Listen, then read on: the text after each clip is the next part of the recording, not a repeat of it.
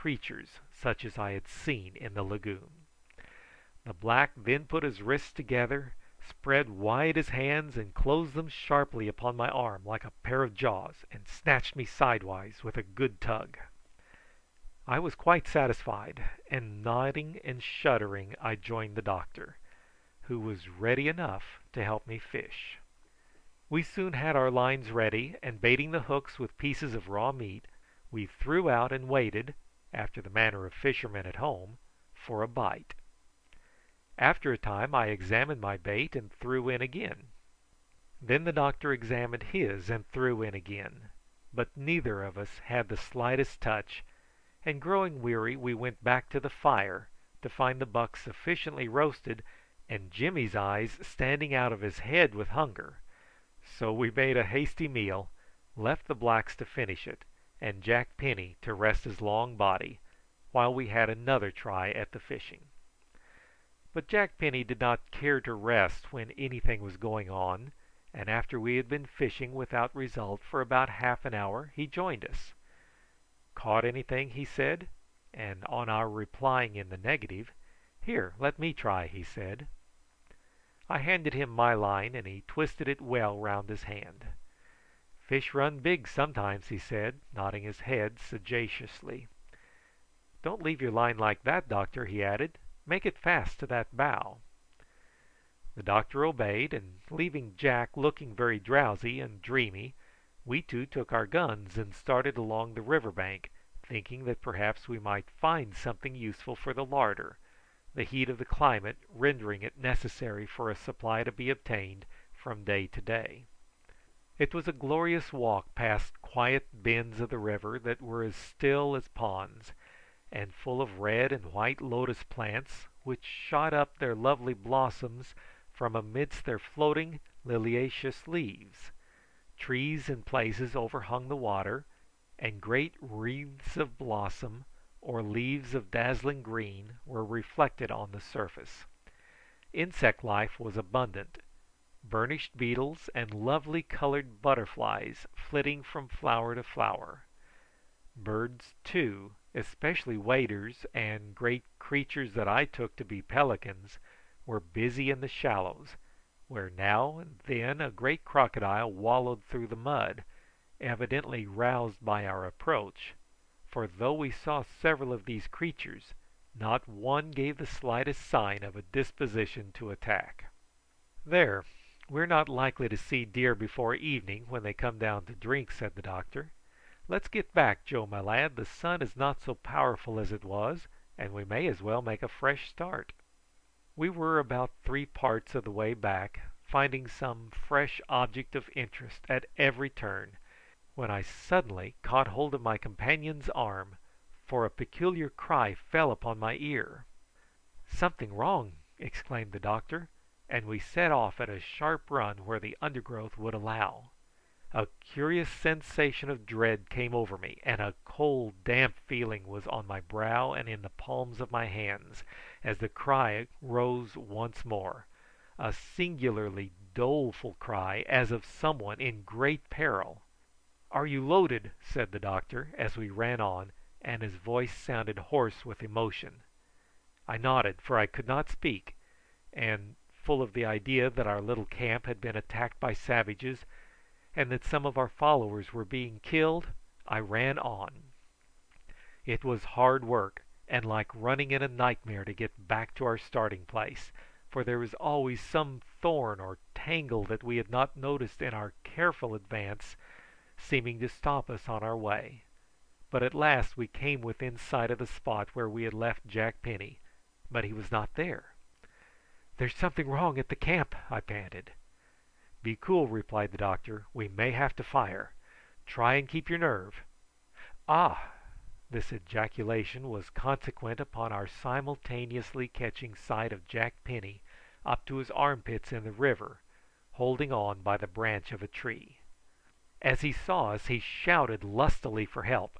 It was no drawl now, but a sharp, quick shout. I ran down the bank, and the doctor following, we joined hands, when catching at Jack's wrist I held on tightly. "Now then," I said, as I gazed wonderingly at his ghastly face and staring eyes, Let go, and we'll draw you ashore." "No, no!" he cried hoarsely. "Got hold of me! Drag me in!" "Got hold? Of course," I said. "We'll drag you in." "One of those brutes has got him, Joe," cried the doctor excitedly, and his words sent such a thrill through me I nearly loosened my hold.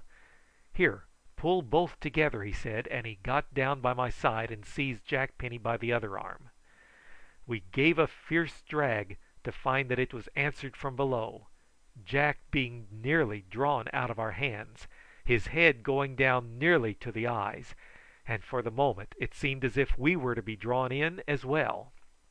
But fortunately Jack still had tight hold of the branch, to which he clung in the agony of desperation, and he uttered such a piercing cry that it served to arouse the sleeping blacks, the result being that as we were holding on and just maintaining our ground, Jimmy and Ti-hi, the black who had attached himself to me, came running down. They saw what was wrong, and Jimmy seized me, the black doing the same by Jimmy, with the effect of dragging poor Jack Penny farther and farther from the water, in spite of the struggles of the reptile that was trying to haul him back.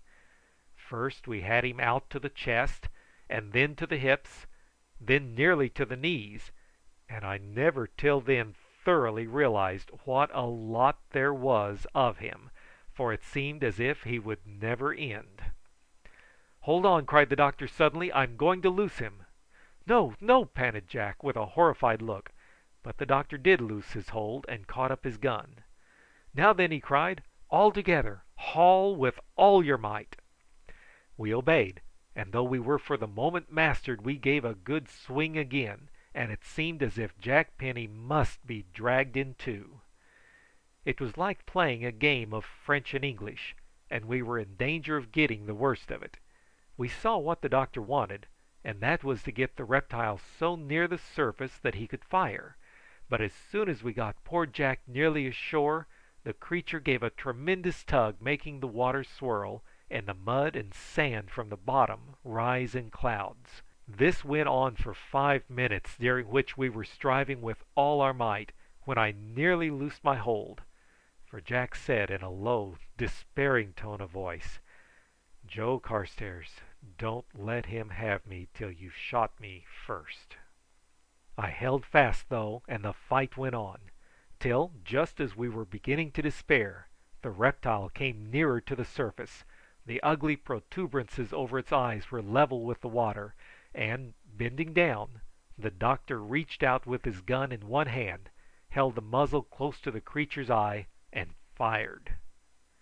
There was a tremendous sputter, and we were nearly forced to leave go, but the next moment there was no resistance but weight, and we drew Jack and his aggressor, a crocodile about 10 feet long, right up to the bank, the monster's jaws, which had closed over one of Jack's stoutly booted feet, remaining fast, though the upper part of its head was all blown away. "Dat a big bunyip!" cried Jimmy, forcing the end of his spear through the reptile's jaws and trying to push them open, which he did with his companion's help, and Jack Penny was free to limp feebly for a few yards and sink down amongst the reeds. Jimmy did not seem in the least afraid of the bunyip now, for hacking off a long lithe cane he put it over the reptile's jaw, and twisting it tightly rope fashion, he and Ti-hi dragged it right away from the water, and avoiding the frantic lashings of its tail, they turned it over with their spears, used like levers, and kept on stabbing it in its tender underparts until it ceased to struggle, when Jimmy turned it over again and began to perform a triumphant war dance on its back. Meanwhile poor Jack Penny, who had been nearly speechless, began to revive. "That's better," said the doctor. "Now let me look at your foot." "Has he bit it right off?" said Jack faintly. "I can't feel it, just when I needed it so badly too." "Bit it off? No!" I cried. "Is it much hurt, doctor?" "I can't tell till I have unlaced his boot," he replied. "Tell me if I hurt you much, my lad." "It don't hurt," said Jack faintly. "I